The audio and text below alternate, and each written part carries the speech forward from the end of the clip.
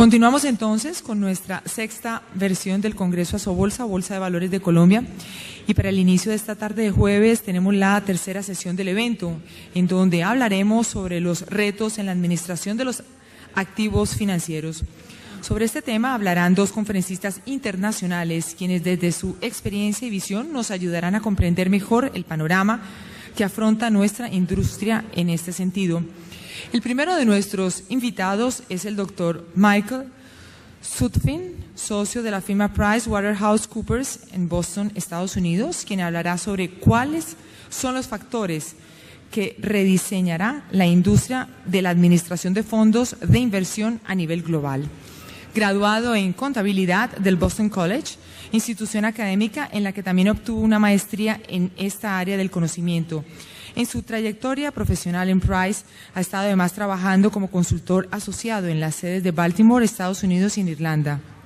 También tiene experiencia en mercado de capitales, banca, administración de portafolios, servicios inmobiliarios y salud. El tema que abordará nuestro conferencista invitado en el día de hoy es importante porque nos presentará los desafíos que la firma PricewaterhouseCoopers visualiza para la industria de administradores de fondos de inversión a nivel global en los próximos años y las oportunidades que ofrecen los mercados emergentes para los gestores de fondos. Bienvenido y adelante. Good afternoon.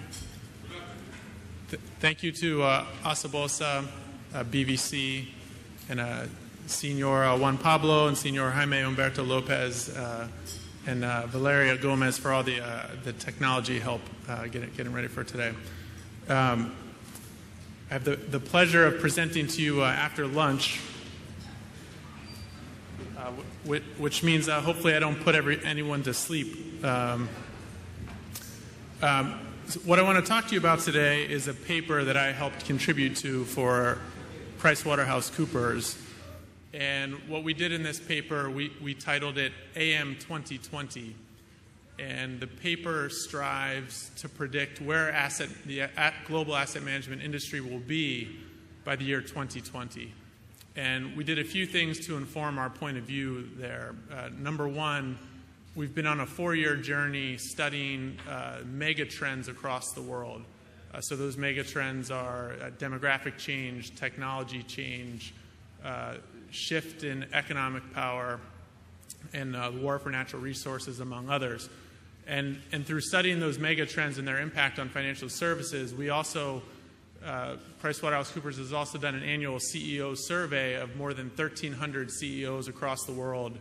And we release this survey every January at the World Economic Forum in Davos, Switzerland.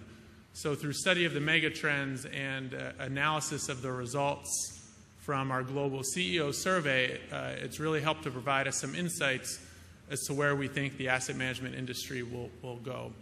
I've spent a good part of my career in the Boston office for PwC, but also spent 2 years in Europe in the earlier part of my career in Europe, and I've had the opportunity firsthand to work with a lot of our global asset management clients who advise private equity funds, hedge fund products, some U.S. registered funds, and others to help inform some of these point of views.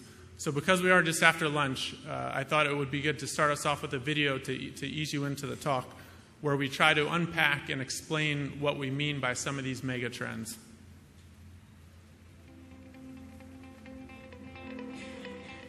The quality of leadership in business today is the best it's ever been, and it has to be.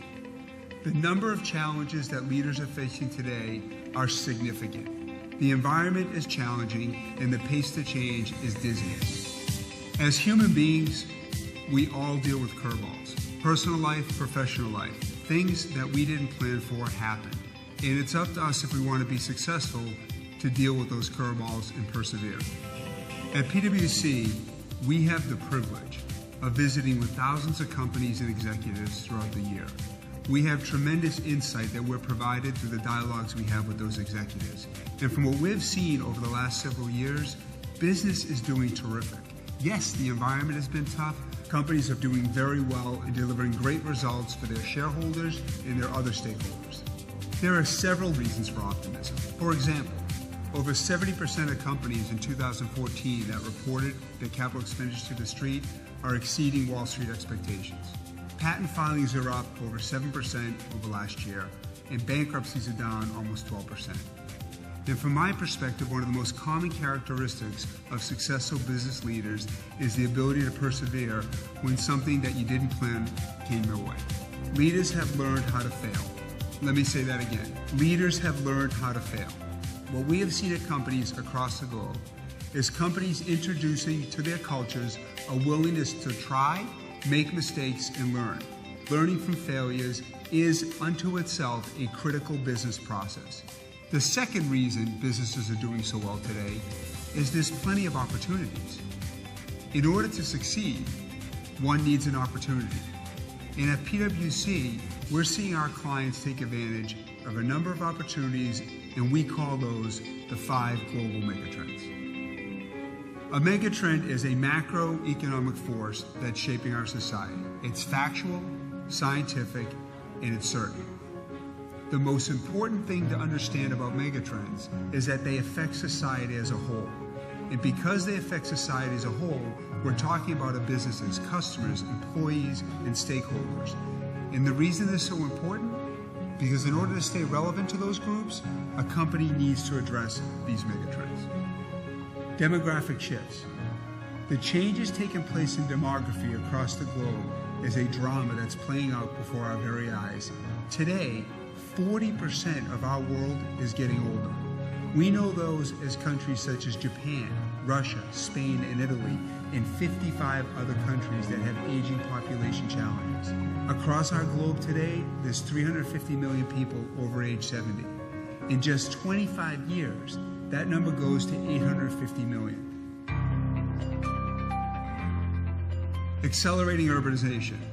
In 2008, for the first time ever, more than 50% of our planet lived in cities. What's even more astonishing is that in just the next 20 years, that number will go to over 70%. This will go down in history as the Great Migration, as people flock from rural areas to urban areas all across the globe. So what does that mean?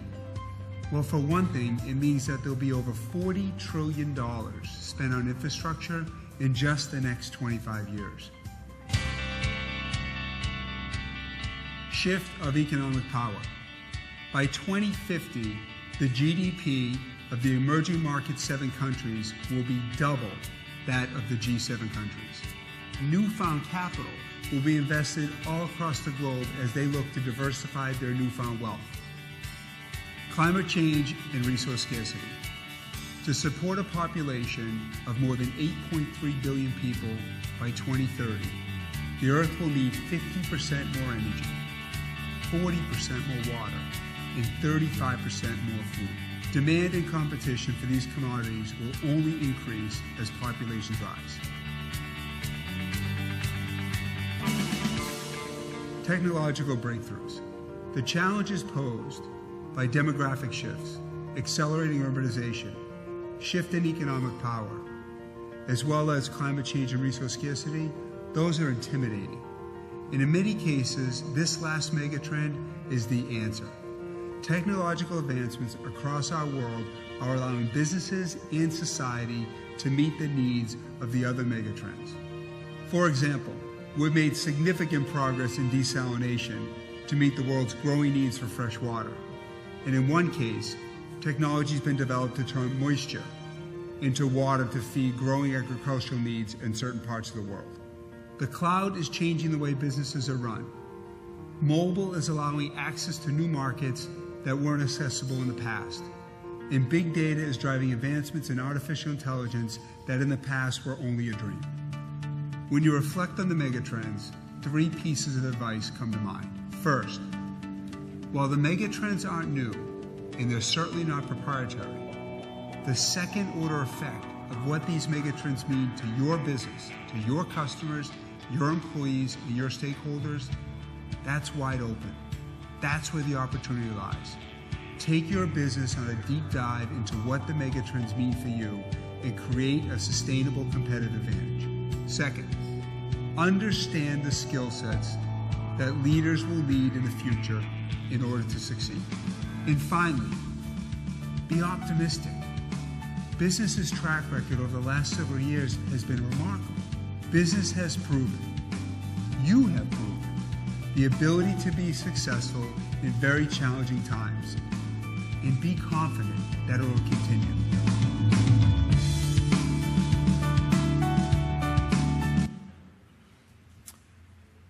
Okay, so we strove to explain the megatrends there. So now, what do these megatrends mean for asset management? And this slide here on the right-hand side, we try to demonstrate what we think those are. And effectively, we project there to be a huge rise in global AUM over the next few years by 2020. Pressures on the industry will continue, especially around cost cutting, and some of those were touched upon earlier today. And then the last point, which was touched upon quite a bit earlier today by Senior Heinrich, is the increased regulatory regimes across the globe focused on asset management and also right here in Colombia. Some highlights from the CEO survey that I mentioned came out in Davos, Switzerland earlier this year from PwC.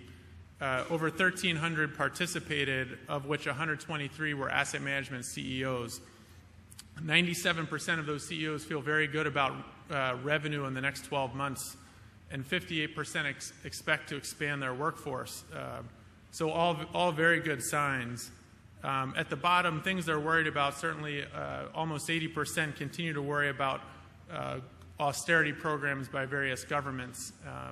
So why are asset management CEOs so bullish on growth and the future? And one thing is that the slide noted earlier is the expected significant rise in global assets under management. So 2012, we had about 64 trillion in global AUM. That number is expected to go over 100 trillion. Now, to make sure, I guess, make a couple points on this slide. So these are just assets managed by asset managers. And in 2012, only approximately 35% of this 64 trillion is managed by asset managers, meaning that there's a much greater number than 64 trillion that are managed by insurance companies or invested in real estate or elsewhere that is not managed by asset managers. By 2020, it's projected that the number will still just be 35%, so it's a conservative estimate, which will get it to larger than 100 trillion. But frankly, through some of our efforts, we believe that that penetration could be more like 45%, and we'll explain more in a bit.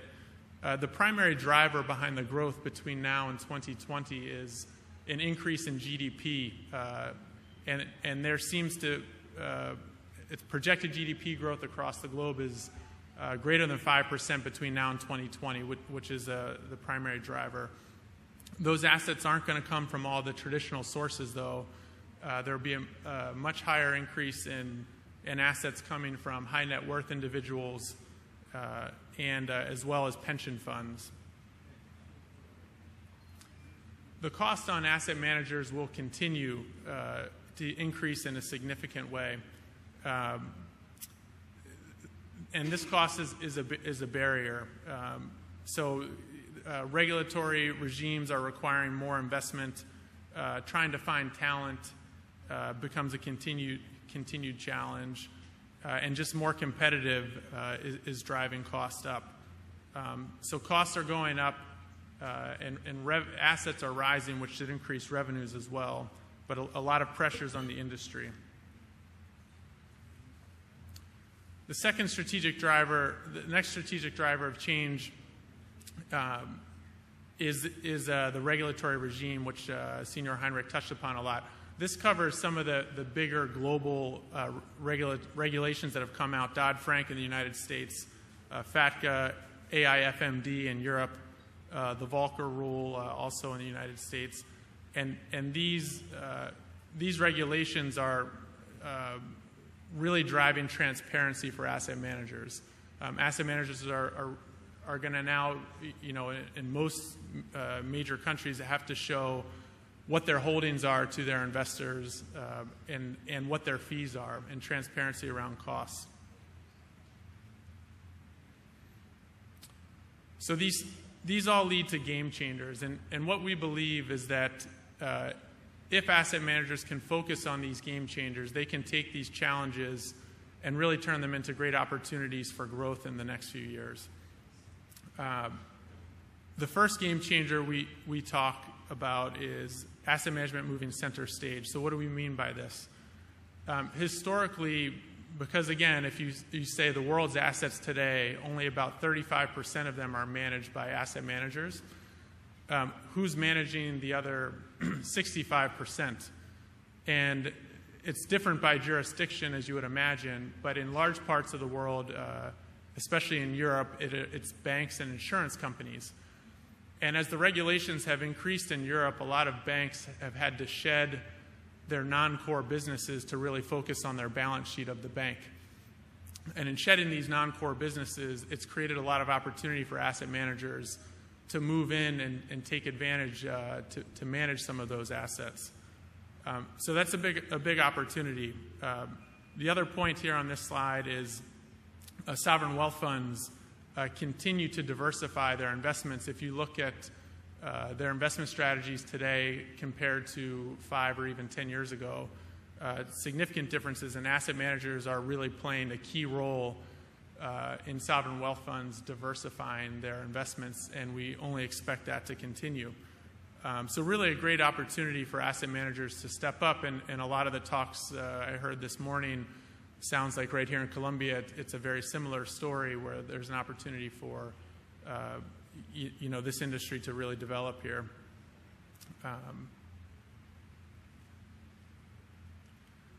This next slide was also touched upon in our last talk today.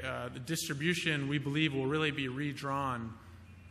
Generally speaking, Europe is the only place in recent history where you can sell a fund cross-border, and it's primarily through the UCITS product, for those who are familiar with UCITS products. But there's a lot of regimes underway, including right here in Latin America, creating regulations which will allow for cross-country, cross-border distribution of funds. And we really think this is a game changer.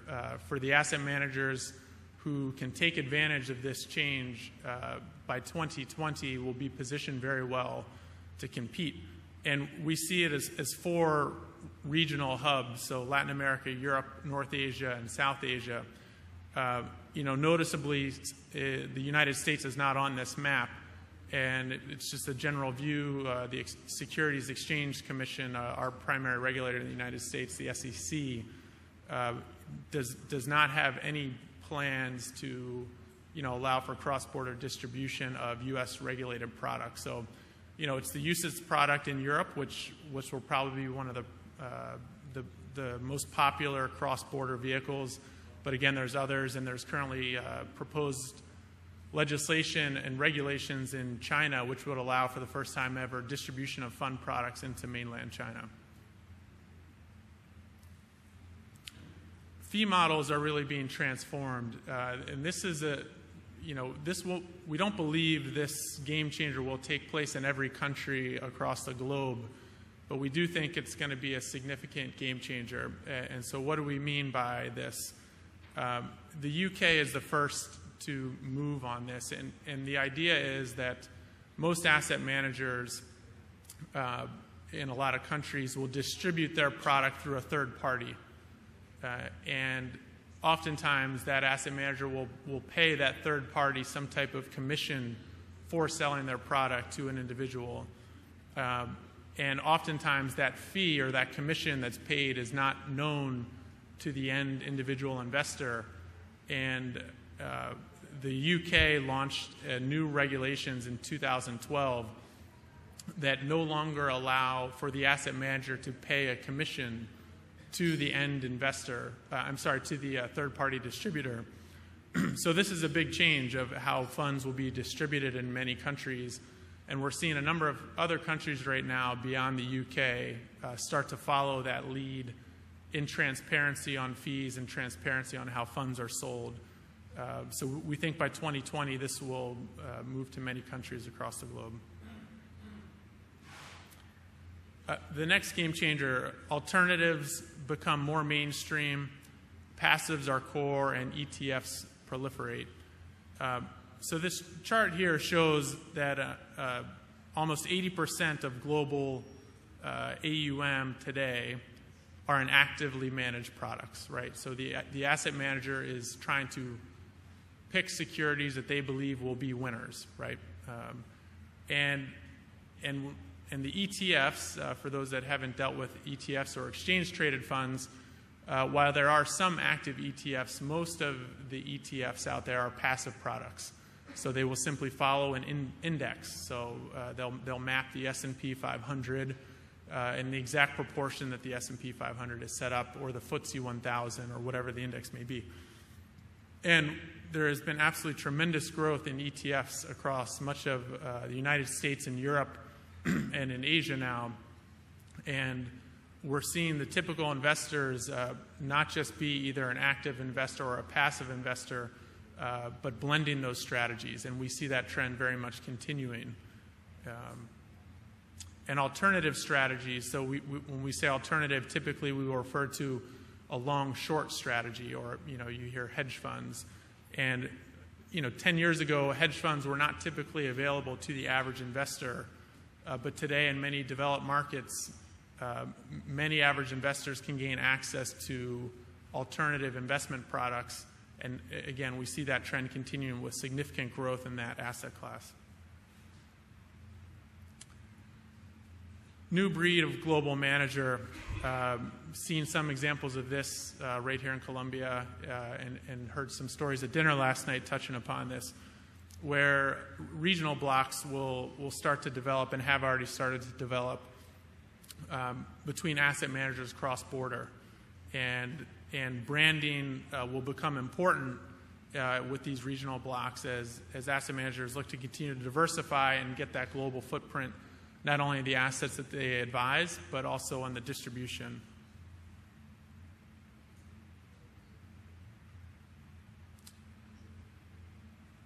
Asset management enters the 21st century is our final game changer.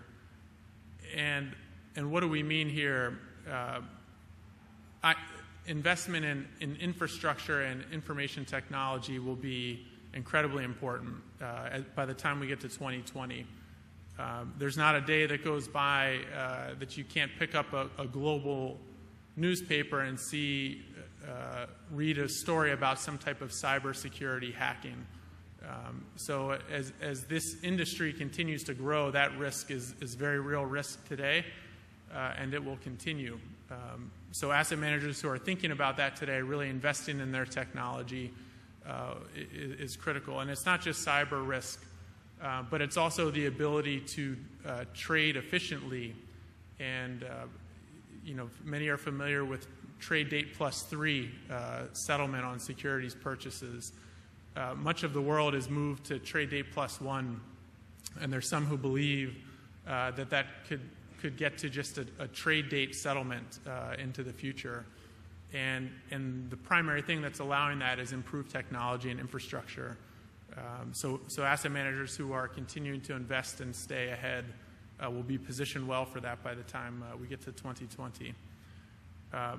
The other thing that we think about when we think about the asset manager of 2020 is there's a likely scenario where disruptors could enter this space. And in our full paper, which is available off of our website if anybody's interested in the full paper, it's much longer than this presentation, but we do introduce the idea of technology companies like a Google, like a PayPal, who could enter the asset management space. And if you think about the amounts of data that a Google has on individuals and their ability to truly know the customer and know what preferences are and the ability to market, that could be a very powerful distribution engine. And then if you think about the technology advances of a PayPal or other online organizations who can accept payments online, when you look at the proliferation of mobile devices across the globe, we can see a scenario by 2020 where somebody can select a fund vehicle. I want to invest in a fund exposed to Indian securities. And so it's the Indian 500 fund, you know, the top 500 securities in India.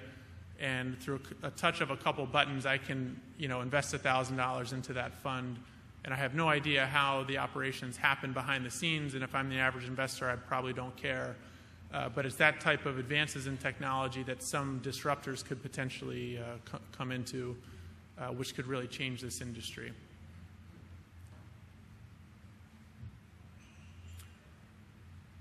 So what does that mean, and where do you go from here? The coming years in this industry will bring higher volumes of assets, more so than ever, not just from the sea levels rising as we think about GDP driving up global AUM, but also as we talked about that potential 35% shift to 45% shift, where asset managers start to take a bigger share of total assets away from banks and away from insurance companies as they move center stage.